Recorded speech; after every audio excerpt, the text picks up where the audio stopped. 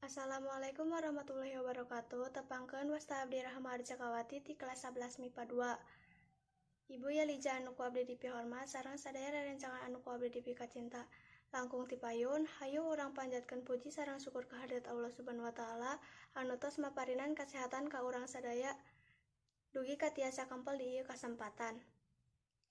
Shalawat sareng salam mugia didugikeun ka junjunan urang sadaya Kanjeng Nabi Muhammad sallallahu alaihi wasallam, ka para sahabatna, ka para kulawargina, sareng ka jalmi-jalmi anu tumut ka mantenna.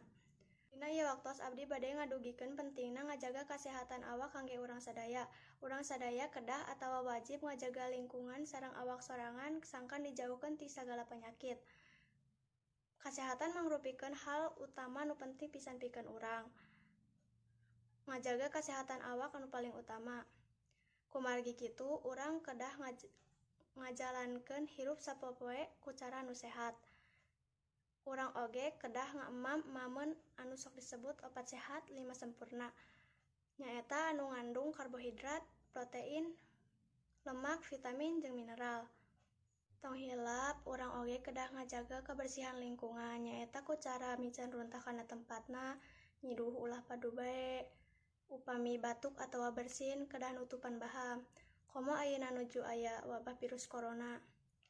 Urang kedah bener-bener ngajaga kabersihan awak sareng lingkungan. Supados teu katularan ku virus corona, urang kedah rutin ngumbah panangan, ngangge masker upami bade kaluar, jaga jarak, rutin olahraga, jeung sajabana. Rupina mung sakitu biantara ti abdi, hapunten bilih aya kekecapan nu kirang merenah. Hatur nuhun kana perhatosanana. Wassalamualaikum warahmatullahi wabarakatuh.